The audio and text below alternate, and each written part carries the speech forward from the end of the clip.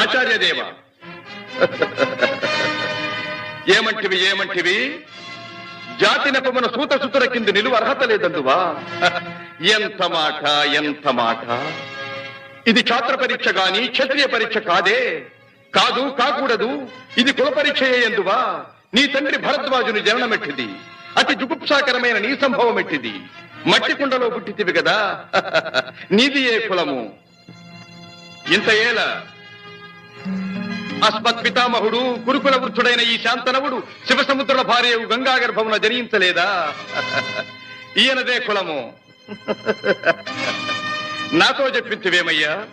మా వంశమునకు మూల పురుషుడైన వశిష్ఠుడు దేవవేశ్యకు ఊర్వశీపుత్రుడు కాడా?